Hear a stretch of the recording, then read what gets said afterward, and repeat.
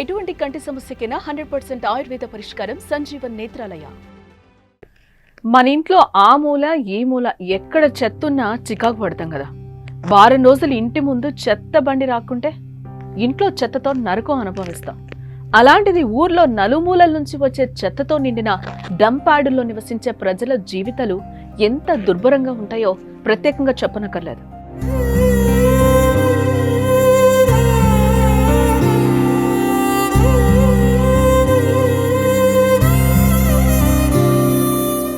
డంప్యార్డు ప్రజల జీవితాలు చాలా వరకు కష్టతరమైనవే కాదు, సవాళ్లతో నిండినవే. ఇక్కడ నివసించేవారు చెత్త సేకరణ, రీసైక్లింగ్ వంటి అనధికారిక రంగంలో పనిచేస్తూ జీవనోపాధి పొందుతారు. ఈ పనులు కాంట్రాక్ట్ బేస్ లో చేస్తారు. ఉద్యోగాలకు భద్రత ఉండదు, ఎన్నో ఆర్థిక పరమైన ఇబ్బందులు ఎదుర్కొంటారు. డంప్యార్డుల్లో పనిచేసేవారు తరచూ సమాజంలో వివక్ష, సామాజిక ఒత్తిడిని ఎదుర్కొంటారు.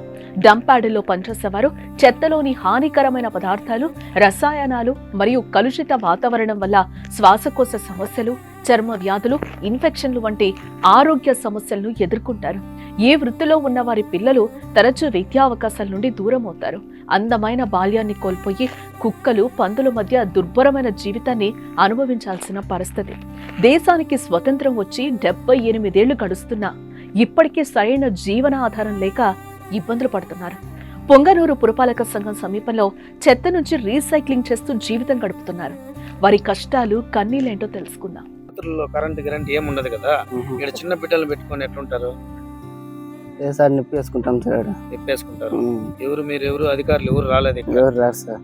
వచ్చిన ఒకవేళ ఆధార్ కార్డు, రేషన్ కార్డు చేసేమంటే ఎవరైనా చేసి వరకు వచ్చినారు? లేదు సార్. మీరు తిండికి ఎట్లా? తిండి ఏం చేస్తారు? అదే సార్, ఏరుకొని బియ్యం తెచ్చుకొని చేసుకుంటాము. ఎక్కడ అమ్మేది? ఏడు సార్ కట్టమంది సార్. అమ్మితే ఎంతకి ఇస్తారు కేజీకి? ఇదే సార్ 15 రూపాయలు అట్లా వేసుకుంటారు సార్ డబ్బాలు.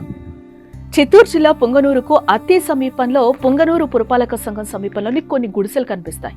ఇక్కడ ప్రజలు గత కొన్నేళ్లుగా చెత్త సేకరించి అందులో నుంచి పనికొచ్చే మెటీరియల్ ను వేరు చేసి అమ్ముకొని జీవనం కొనసాగిస్తున్నారు.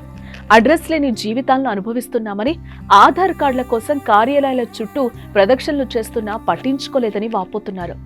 ఎండకెండుతూ వానకు తడిసిపోతూ గోనె సంచీలు గుడిసెలుగా వేసుకుని బతుకుతున్నామని అంటున్నారు.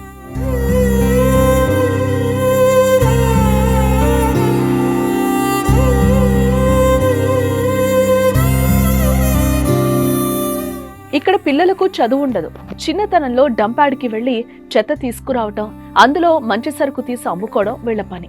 పందులు, కుక్కలుంటున్న స్థలంలో చిన్నపిల్లలు వారి దుర్భరమైన జీవితాన్ని చూస్తుంటే ఎవరికైనా గుండె కరిగిపోతుంది. కానీ ప్రభుత్వం మాత్రం ఈ చిన్నారులను పట్టించుకోకుండా, వారికి సరైన విద్యను అందించకుండా చోద్యం చూస్తుందని విమర్శలు వస్తున్నాయి. ఇక్కడ మహిళలకు చిన్న వయసులోనే పెళ్లిళ్లు చేస్తారు. 15 సంవత్సరాలకి 3-4 పిల్లల్ని కంటారు. ఇక్కడ ఆడవాళ్ళు ఒక యంత్రికమైన జీవితాన్ని గడుపుతున్నారు. ఏదో డబ్బలు గిబ్బలు ఏర్పరచుకుంటారు సార్.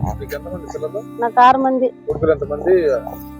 కొడుకు, 3 ఆడబిడ్డలు, 3. ఏదో అదే ఏరుకొచ్చి గిరికొచ్చి వేసుకొని అది చేసుకుంటా ఉన్నాం సార్. లేదు సార్, భీమ్ కార్డు కూడా లేదు సార్. చేసి లేదు సార్. పోయింటాం సార్, 10 సార్లు పోయింటాము, చేపి లేదు. చిన్న పిల్లలే కదా, వాళ్ళకి ఏమన్నా ఆసుపత్రిలో కానీ ఏమన్నా డబ్బులు ఏమన్నా ఇచ్చినారా? లేదు సార్. అంగన్వాడీ కేంద్రంలో లేవు.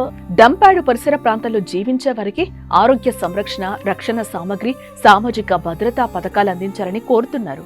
వారి పిల్లలకు విద్యా అవకాశాలు, వృత్తి శిక్షణ కార్యక్రమాలు అందించటం, రీసైక్లింగ్, చెత్త సేకరణలో అధికారిక ఉద్యోగ అవకాశాలను కల్పించాలని వారు కోరుతున్నారు. ఇప్పటికైనా వీరి పరిస్థితి అర్థం చేసుకుని వారి జీవితాలకు వెలుగులు నివ్వాలని ప్రభుత్వాన్ని కోరుతున్నారు. ఏం పని చేస్తారు మీరు? డబ్బాలు అన్ని దెబ్బలు సార్, కంప్యూటర్లో మున్సిపల్ డబ్బుల్లో. మీ పిల్లలు స్కూల్ పోతున్నారా? లేదు సార్, 3 పోతారు సార్ పిల్లల్లో. ఆధార్ కార్డులు ఉన్నాయి అందరికి? లేదు సార్, ఆధార్ కార్డులు బింగట్లు ఏం లేదు సార్. ఇంట్లో కూడా లేదు సార్, వాకిలి ఏం లేదు సార్, గుడిసెలు ఉన్నాయి, బీట్లో ఉన్నాము సార్. ఎవరైనా వస్తున్నారా ఇక్కడ అధికారులు కానీ? లేదు సార్, ఎవరు రాలేదు అంతగా. మీకు ఏం కావాలంటారు? ఏం సార్, ఆధార్ కార్డులు, బింగ్ కార్డులు, ఇల్లు వాకిలు ఏమన్నా కట్టిస్తే నేనేమన్నా సార్ ఇట్టే చెప్పుకుంటాం సార్.